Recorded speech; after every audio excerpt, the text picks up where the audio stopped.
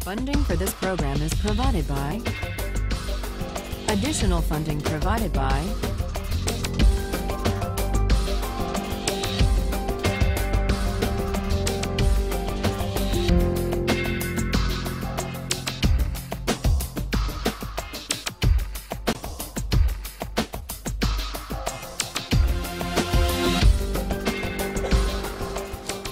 Now we turn to the hardest philosopher we're going to read in this course. Today we turn to Immanuel Kant, who offers a different account of why we have a categorical duty to respect the dignity of persons and not to use people as means merely, even for good ends.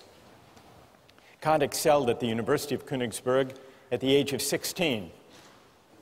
At the age of 31, he got his first job as an unsalaried lecturer paid on commission based on the number of students who showed up at his lectures. This is a sensible system that Harvard would do well to consider.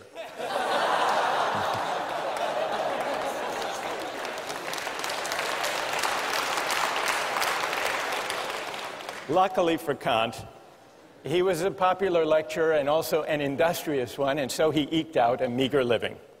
It wasn't until he was 57 that he published his first major work. But it was worth the wait. The book was The Critique of Pure Reason, perhaps the most important work in all of modern philosophy. And a few years later, Kant wrote the groundwork for the Metaphysics of Morals, which we read in this course. I want to acknowledge, even before we start, that Kant is a difficult thinker. But it's important to try to figure out what he's saying, because what this book is about is, well, it's about what the supreme principle of morality is, number one, and it's also, it gives us an account, one of the most powerful accounts we have, of what freedom really is. So let me start today. Kant rejects utilitarianism. He thinks that the individual person, all human beings, have a certain dignity that commands our respect. The reason the individual is sacred, or the bearer of rights according to Kant, doesn't stem from the idea that we own ourselves, but instead from the idea that we are all rational beings. We're all rational beings, which simply means that we are beings who are capable of reason.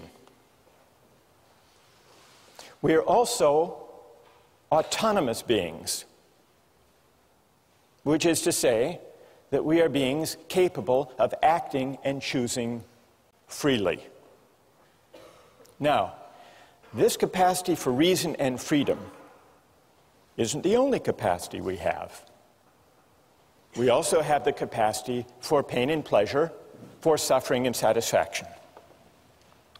Kant admits the utilitarians were half right. Of course, we seek to avoid pain, and we like pleasure. Kant doesn't deny this. What he does deny is Bentham's claim that pain and pleasure are our sovereign masters. He thinks that's wrong. Kant thinks that it's our rational capacity that makes us distinctive, that makes us special, that sets us apart from and above mere animal existence. It makes us something more than just physical creatures with appetites. Now, we often think of freedom as simply consisting in doing what we want, or in the absence of obstacles to getting what we want. That's one way of thinking about freedom. But this isn't Kant's idea of freedom. Kant has a more stringent, demanding notion of what it means to be free. And though it's stringent and demanding, if you think it through, it's actually pretty persuasive. Kant reasons as follows. When we, like animals, seek after pleasure, or the satisfaction of our desires, or the avoidance of pain, when we do that, we aren't really acting freely. Why not? We're really acting as the slaves of those appetites and impulses. I didn't choose this particular hunger or that particular appetite. And so when I act to satisfy it, I'm just acting according to natural necessity. And for Kant, freedom is the opposite of necessity. There was an advertising slogan for the soft drink Sprite a few years ago. The slogan was, "Obey your thirst." There's a Kantian insight buried in that Sprite advertising slogan. That, in a way, is Kant's point. When you go for Sprite or Pepsi, you might think that you're choosing freely, Sprite versus Pepsi, but you're actually obeying something, a thirst, or maybe a desire manufactured or massaged by advertising. You're obeying a prompting that you yourself haven't chosen or created. And here, it's worth noticing Kant's specially demanding idea of freedom. What way of acting, how can my will be determined if not by the promptings of nature or my hunger or my appetite or my desires? Kant's answer, to act freely, is to act autonomously. And to act autonomously is to act according to a law that I give myself, not according to the physical laws of nature or to the laws of cause and effect, which include my desire to eat or to drink or to choose this food in a restaurant over that. Now, what is the opposite? What is the opposite of autonomy? For Kant, he invents a special term to describe the opposite of autonomy. Heteronomy is the opposite of autonomy. When I act heteronomously, I'm acting according to an inclination or a desire that I haven't chosen for myself. So freedom as autonomy is the specially stringent idea that Kant insists on. Now, why is autonomy the opposite of acting heteronomously or according to the dictates of nature? Kant's point is that nature is governed by laws, laws of cause and effect, for example. Suppose you drop a billiard ball. It falls to the ground. We wouldn't say the billiard ball is acting freely. Why not? It's acting according to the law of nature, according to the laws of cause and effect, the law of gravity. And just as he has an unusually demanding and stringent conception of freedom, freedom as autonomy, he also has a demanding conception of morality. To act freely is not to choose the best means to a given end. It's to choose the end itself for its own sake. And that's something that human beings can do and that billiard balls can't. Insofar as we act on inclination or pursue pleasure, we act as means to the realization of ends given outside us. We are instruments rather than authors of the purposes we pursue. That's the heteronymous determination of the will. On the other hand, insofar as we act autonomously, according to a law we give ourselves, we do something for its own sake, as an end in itself. When we act autonomously, we cease to be instruments to purposes given outside us. We become, or we can come to think of ourselves as ends in ourselves. This capacity to act freely, Kant tells us, is what gives human life its special dignity. Respecting human dignity means regarding persons not just as means, but also as ends in themselves. And this is why it's wrong to use people for the sake of other people's well-being or happiness. This is the real reason, Kant says, that utilitarianism goes wrong. This is the reason it's important to respect the dignity of persons and to uphold their rights. So even if there are cases, remember John Stuart Mill said, well, in the long run, if we uphold justice and respect the dignity of persons, we will maximize human happiness. What would Kant's answer be to that? What would his answer be?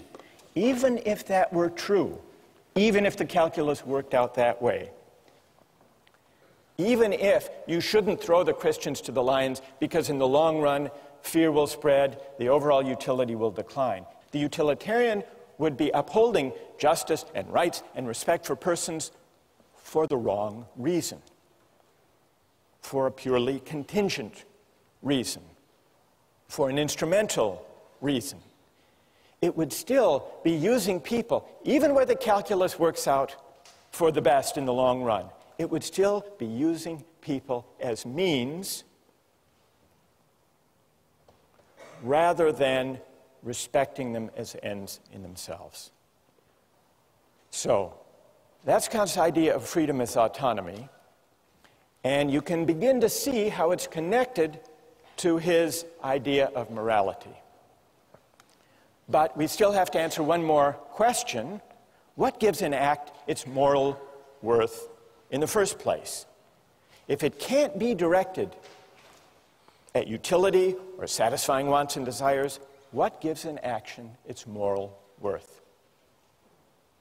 This leads us from Kant's demanding idea of freedom to his demanding idea of morality. What does Kant say? What makes an action morally worthy consists not in the consequences or in the results that flow from it.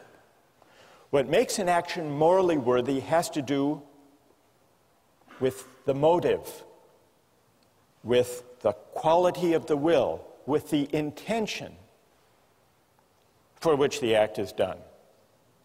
What matters is the motive, and the motive must be of a certain kind. So, the moral worth of an action depends on the motive for which it's done, and the important thing is that the person do the right thing for the right reason. A good will isn't good because of what it affects or accomplishes, Kant writes. It's good in itself. Even if by its utmost effort the good will accomplishes nothing, it would still shine like a jewel for its own sake, as something which has its full value in itself. And so for any action to be morally good, it's not enough that it should conform to the moral law. It must also be done for the sake of the moral law. The idea is that the motive confers the moral worth on an action. And the only kind of motive that can confer moral worth on an action is the motive of duty. Well, what's the opposite of doing something out of a sense of duty because it's right? Well, for Kant, the opposite would be all of those motives having to do with our inclinations. And inclinations refer to all of our desires, all of our contingently given wants, preferences, impulses, and the like. Only actions done for the sake of the moral law, for the sake of duty, only these actions have moral worth. Now, I want to see what you think about this idea, but first let's consider a few examples. Kant begins with an example of a shopkeeper. He wants to bring out the intuition and make plausible the idea that what confers moral worth on an action is that it be done because it's right. He says, suppose there's a shopkeeper and an inexperienced customer comes in. The shopkeeper knows that he could give the customer the wrong change, could shortchange the customer and get away with it, that at least that customer wouldn't know. But the shopkeeper nonetheless says, well, if I shortchange this customer, word may get out, my reputation would be damaged, and I would lose business. So I won't shortchange this customer. The shopkeeper does nothing wrong. He gives the correct change. But does his action have moral worth? Kant says no. It doesn't have moral worth because the shopkeeper only did the right thing for the wrong reason, out of self-interest. That's a pretty straightforward case. Then he takes another case, the case of suicide. He says we have a duty to preserve ourselves. Now, for most people who love life, we have multiple reasons for not taking our own lives. So the only way we can really tell, the only way we can isolate the operative motive for someone who doesn't take his or her life is to imagine someone who's miserable and who, despite having an absolutely miserable life, nonetheless recognizes the duty to preserve oneself and so does not commit suicide. That's the force of the example, is to bring out the motive that matters. And the motive that matters for morality is doing the right thing for the sake of duty. Let me just give you a couple of other examples. The Better Business Bureau. What's their slogan? The slogan of the Better Business Bureau? Honesty is the best policy. It's also the most profitable. This is the Better Business Bureau's full-page ad in the New York Times. Honesty. It's as important as any other asset, because a business that deals in truth, openness, and fair value cannot help but do well. Come join us and profit from it. What would Kant say about the moral worth of the honest dealings of members of the Better Business Bureau? What would he say? That here's a perfect example that if this is the reason that these companies deal honestly with their customers, their action lacks moral worth. This is Kant's point. Or a couple of years ago at the University of Maryland, there was a problem with cheating. And so they initiated an honor system. And they created a program with local merchants that if you signed the honor pledge, a pledge not to cheat, you would get discounts of 10 to 25% at local shops. Well, what would you think of someone motivated to uphold an honor code with the hope of discounts? It's the same as Kant's shopkeeper. The point is, what matters is the quality of the will, the character of the motive, and the relevant motive to morality can only be the motive of duty, not the motive of inclination. And when I act out of duty, when I resist as my motive for acting inclinations or self-interest, even sympathy and altruism, only then am I acting freely. Only then am I acting autonomously. Only then is my will not determined or governed by external considerations. That's the link between Kant's idea of freedom and of morality. Now, I want to pause here to see if all of this is clear, or if you have some questions or puzzles. They can be questions of clarification, or they can be challenges, if you want to challenge this idea that only the motive of duty confers moral worth on the action. What do you think? Yes? Yeah, I actually have two questions of clarification. The first is, there seems to be an aspect of this that makes it sort of self-defeating, in that once you're conscious of what morality is, you can sort of alter your motive to achieve that end of morality. And secondly, give me an example of what you have in mind. The shopkeeper example, if he decides that he wants to give the person the money to do the right thing, and he decides that's his motive to do so because he wants to be moral, then isn't that sort of defeating isn't that sort of defeating the purity of his action if morality is determined by his motive? His motive is then to act morally. So you're imagining a case not of the purely selfish calculating shopkeeper, but of one who says, well, he may consider shortchanging the customer, but then he says, not, well, my reputation might suffer if word gets out, but instead he says, actually, I would like to be the kind of honest person who gives the right change to customers simply because it's the right thing to do. Or simply because I want to be moral. Because I want to be moral. I want to be a good person. And so I'm going to conform all of my actions to what morality requires.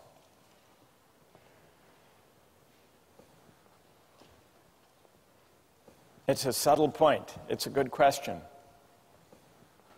Kant does acknowledge, you're pressing Kant on an important point here. Kant does say there has to be some incentive to obey the moral law. It can't be a self-interested incentive. That would defeat it by definition.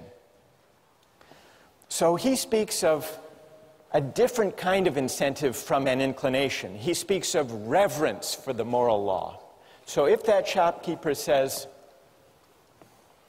I want to develop a reverence for the moral law, and so I'm going to act, and so I'm going to do the right thing, then I think he's there.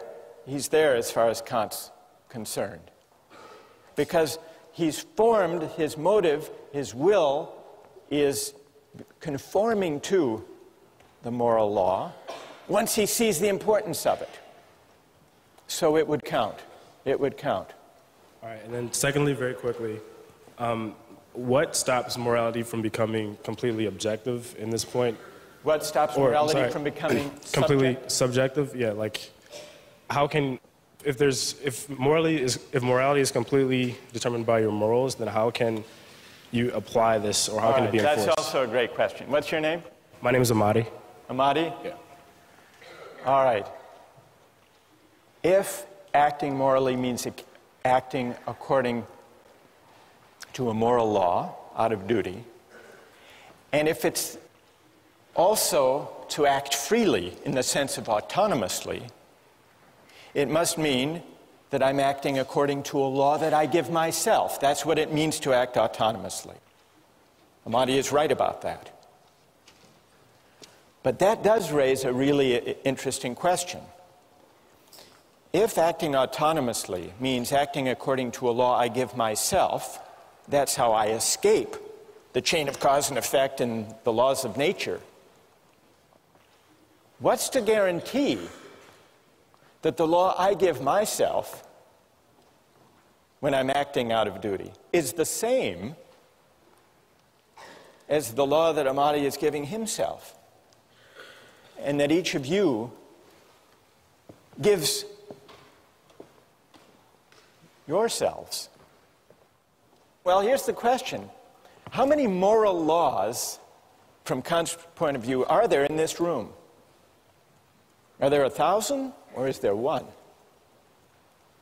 He thinks there's one, which in a way does go back to this question, all right, what is the moral law? What does it tell us? So what guarantees? It sounds like it, to act autonomously is to act according to one's conscience, according to a law one gives oneself. But what guarantees that if we all exercise our reason, we will come up with one and the same moral law? That's what Amati wants to know. Here's Kant's answer. The reason that leads us to the law we give ourselves as autonomous beings is a reason, it's a kind of practical reason that we share as human beings. It's not idiosyncratic. The reason we need to respect the dignity of persons is that we're all rational beings. We all have the capacity for reason, and it's the exercise of that capacity for reason which exists undifferentiated in all of us that makes us worthy of dignity, all of us. And since it's the same capacity for reason, unqualified by particular autobiographies and life circumstances, it's the same universal capacity for reason that delivers the moral law. It turns out that to act autonomously is to act according to a law we give ourselves, exercising our reason, but it's the reason we share with everyone as rational beings, not the particular reasons we have given our upbringings, our particular values, our particular interests. It's pure practical reason, in Kant's terms, which legislates a priori, regardless of any particular contingent or empirical ends. Well, what moral law would that kind of reason deliver? What is its content? To answer that question, you have to read the groundwork, and we'll continue with that question next time.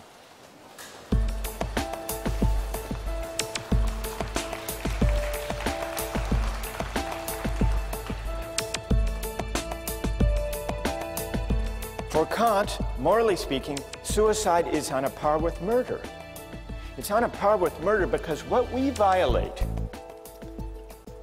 when we take a life, when we take someone's life, ours or somebody else's, we use that person, we use a rational being, we use humanity as a means. And so we fail to respect humanity as an end.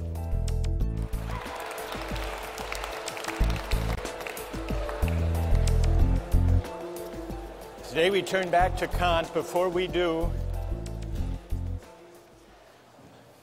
remember, this is the week by the end of which all of you will basically get Kant, figure out what he's up to. You're laughing. No, it will happen.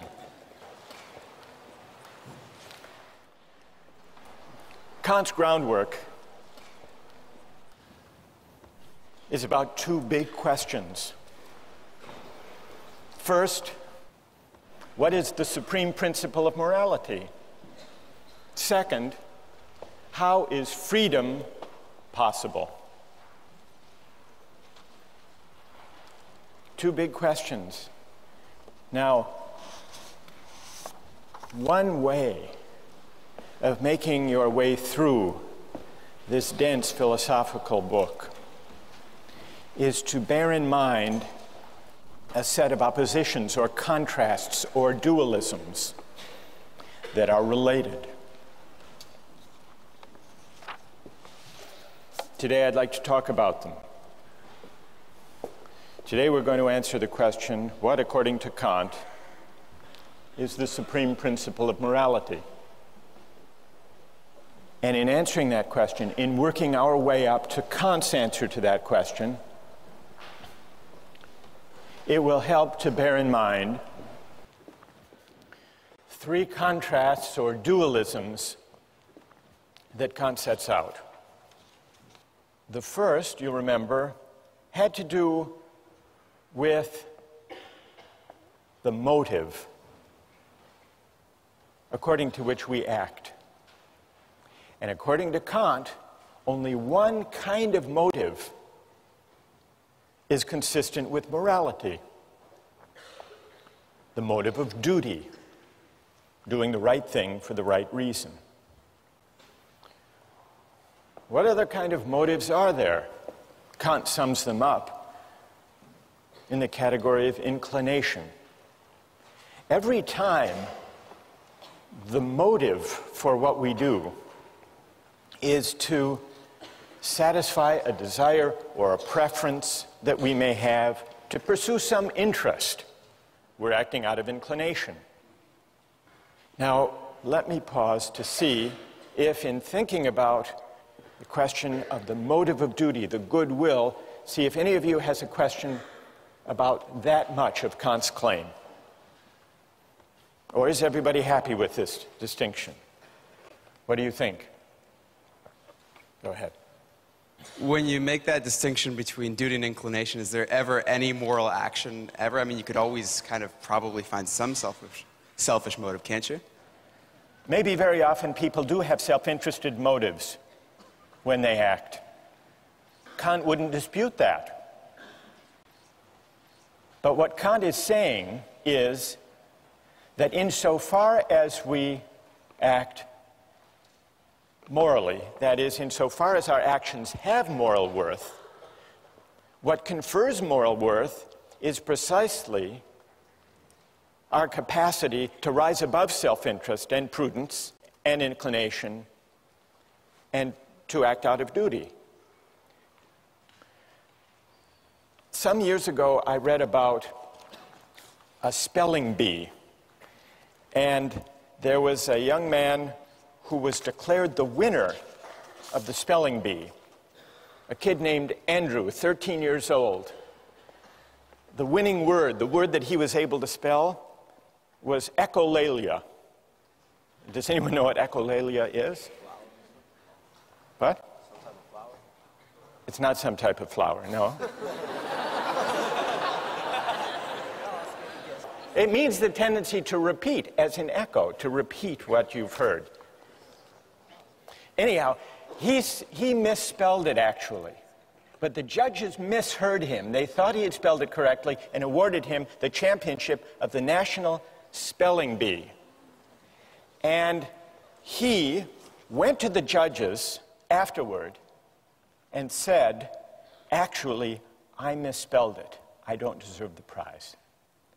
And he was regarded as a moral hero, and he was written up in the New York Times, Misspeller is a spelling bee hero.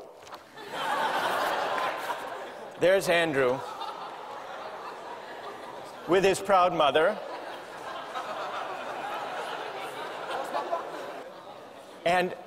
But when he was interviewed afterwards, listen to this, when he was interviewed afterwards, he said, quote, "The judges said I had a lot of integrity."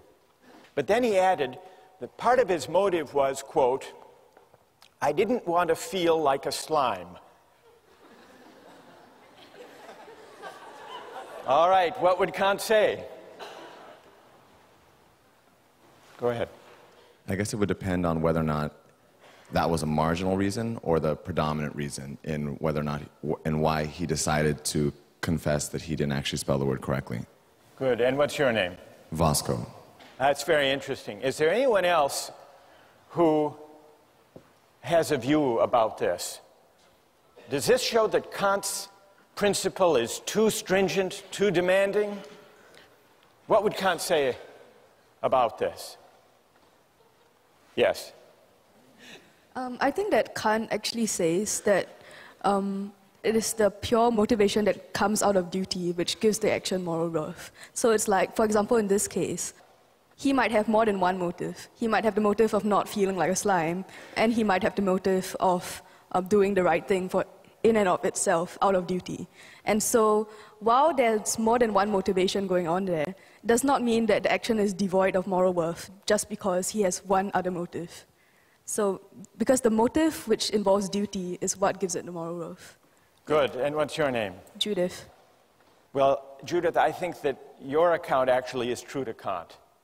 It's fine to have sentiments and feelings that support doing the right thing, provided they don't provide the reason for acting. Yeah.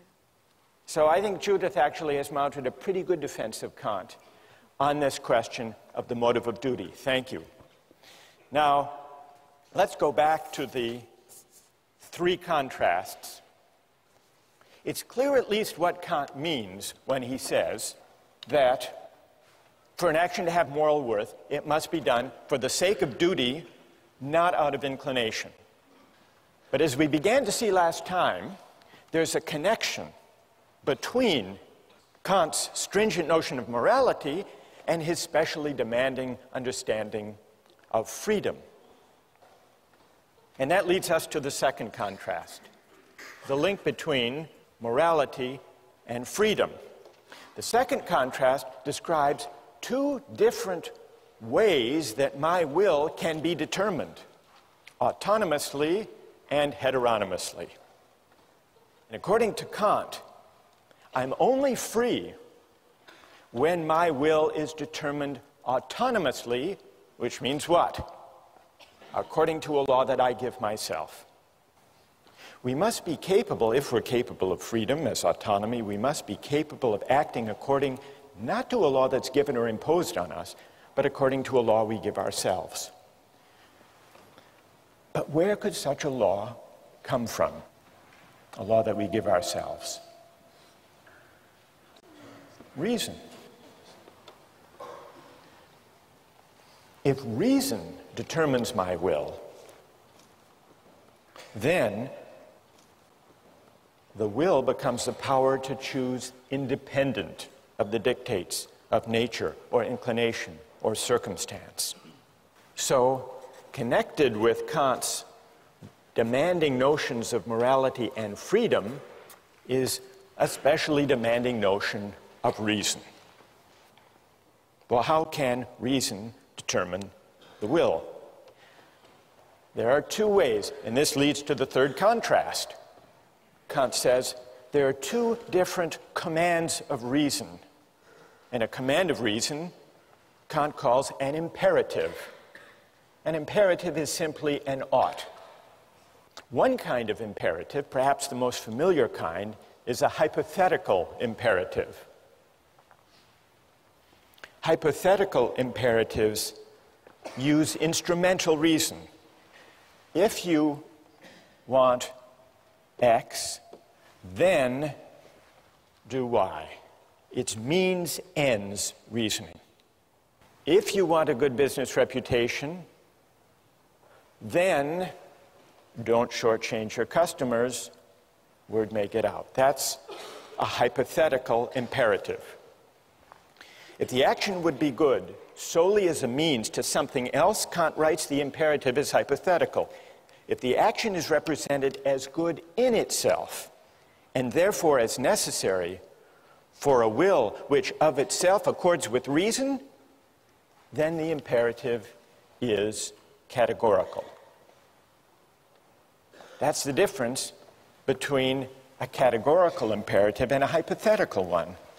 A categorical imperative commands categorically, which just means without reference to or dependence on any further purpose. And so you see the connection among these three parallel contrasts. To be free in the sense of autonomous, requires that I act not out of a hypothetical imperative, but out of a categorical imperative. And so you see, by these three contrasts, Kant reasons his way, brings us up to his derivation of the categorical imperative. Well, this leaves us one big question. What is the categorical imperative? What is the supreme principle of morality? What does it command of us? Kant gives three versions, three formulations of the categorical imperative. I want to mention two and then see what you think of them. The first version, the first formula, he calls the formula of the universal law. Act only on that maxim whereby you can at the same time will that it should become a universal law. And by maxim, what does Kant mean? He means a rule that explains the reason for what you're doing, a principle. For example, promise keeping. Suppose I need money, I need $100 desperately, and I know I can't pay it back anytime soon. I come to you and make you a promise, a false promise, one I know I can't keep. Please give me $100 today, lend me the money, I will repay you next week. Is that consistent with the categorical imperative, that false promise? Kant says no. And the test, the way we can determine that the false promise is at odds with the categorical imperative is try to universalize it. Universalize the maxim upon which you're about to act. If everybody made false promises when they needed money, then nobody would believe those promises. There would be no such thing as a promise. And so there would be a contradiction. The maxim, universalized, would undermine itself. That's the test. That's how we can know that the false promise is wrong. Well, what about the formula of the universal law? You find it persuasive?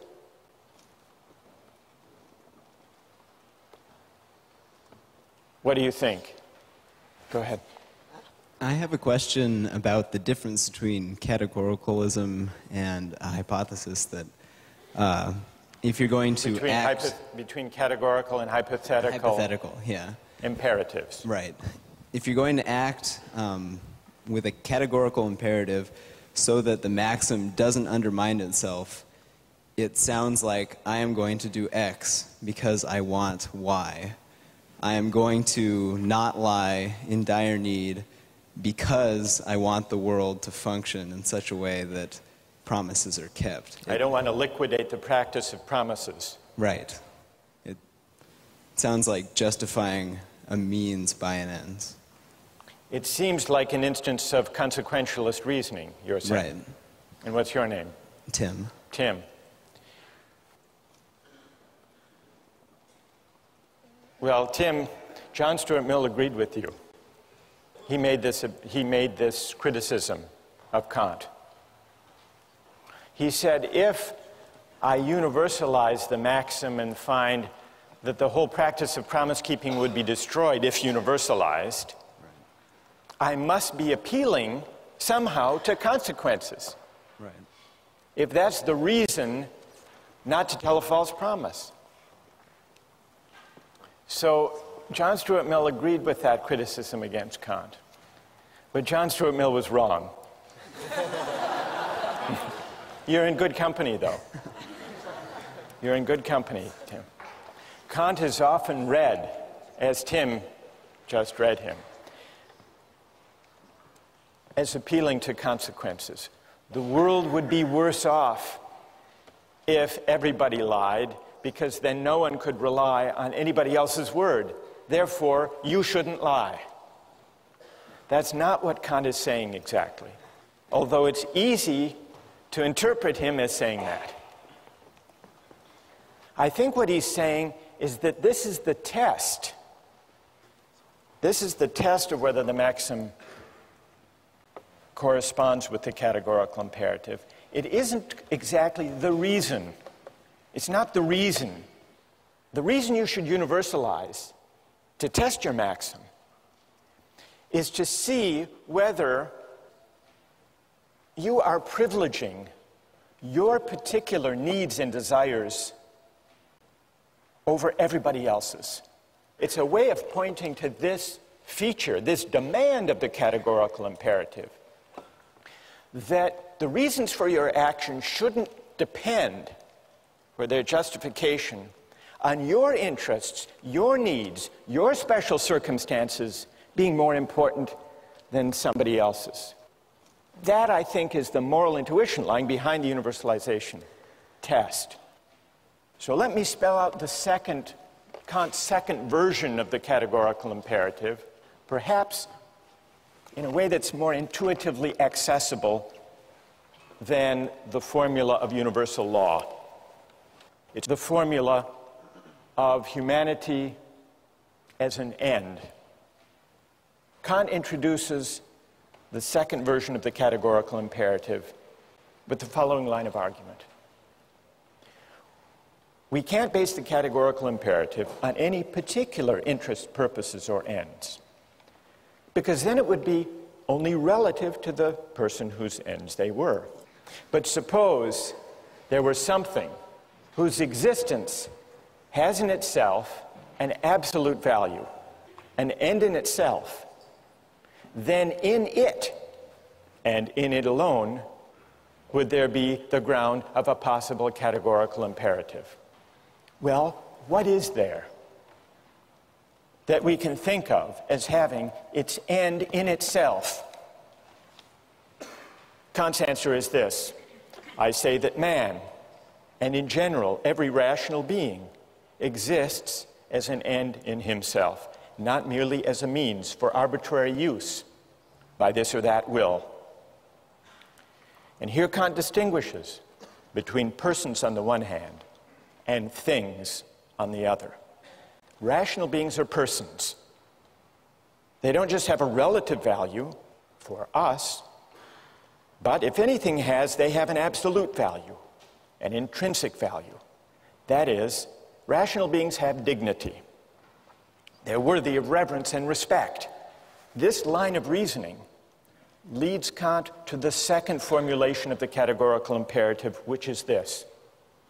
Act in such a way that you always treat humanity, whether in your own person or in the person of any other, never simply as a means, but always at the same time as an end. So that's the formula of humanity as an end. The idea that human beings, as rational beings, are ends in themselves, not open to use, merely as a means. When I make a false promise to you, I'm using you as a means to my ends, to my desire for the $100. And so I'm failing to respect you. I'm failing to respect your dignity. I'm manipulating you. Now consider the example of the duty against suicide. Murder and suicide are at odds with the categorical imperative. Why? If I murder someone, I'm taking their life for some purpose, either because I'm a hired killer or I'm in the throes of some great anger or passion. Well, I have some interest, some purpose that's particular, for the sake of which I'm using them as a means. Murder violates the categorical imperative. For Kant, morally speaking, suicide is on a par with murder. It's on a par with murder because what we violate when we take a life, when we take someone's life, ours or somebody else's, we use that person, we use a rational being, we use humanity as a means. And so we fail to respect humanity as an end. And that capacity for reason, that humanity that commands respect, that is the ground of dignity, that humanity, that capacity for reason, resides undifferentiated in all of us. And so I violate that dignity in my own person if I commit suicide, and in murder if I take somebody else's life. From a moral point of view, they're the same. And the reason they're the same has to do with the universal character and ground of the moral law. The reason that we have to respect the dignity of other people has not to do with anything in particular about them. And so respect, Kantian respect, is unlike love in this way. It's unlike sympathy. It's unlike solidarity or fellow feeling or altruism. Because love and those other particular virtues or reasons for caring about other people have to do with who they are in particular. But respect for Kant, respect is respect for humanity, which is universal, for a rational capacity which is universal. And that's why violating it, in my own case, is as objectionable as violating it in the case of any other. Questions or objections?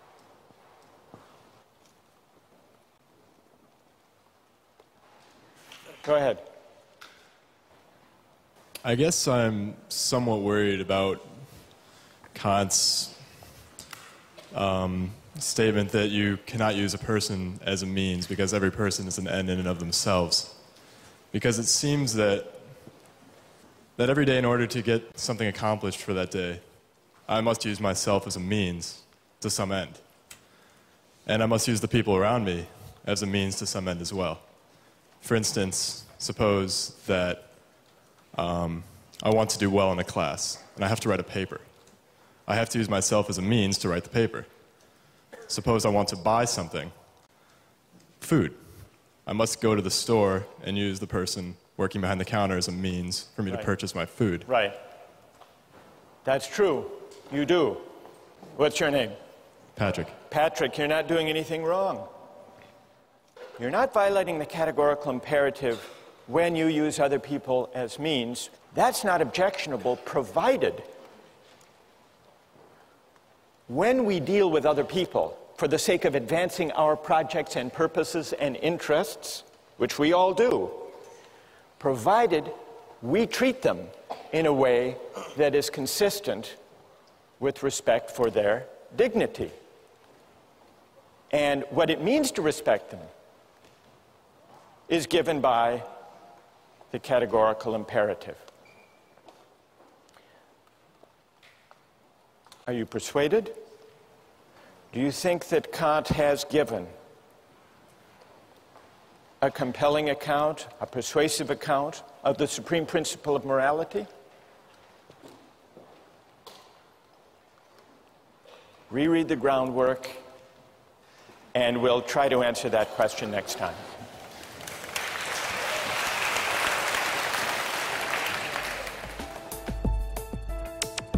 Don't miss the chance to interact online with other viewers of Justice. Join the conversation, take a pop quiz, watch lectures you've missed, and learn a lot more. Visit justiceharvard.org. It's the right thing to do.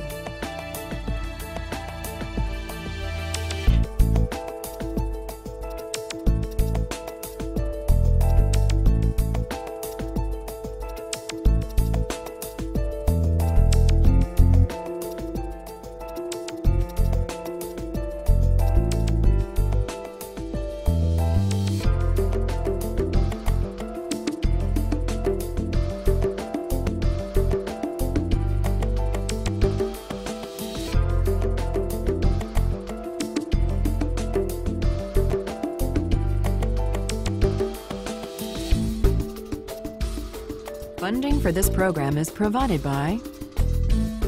Additional funding provided by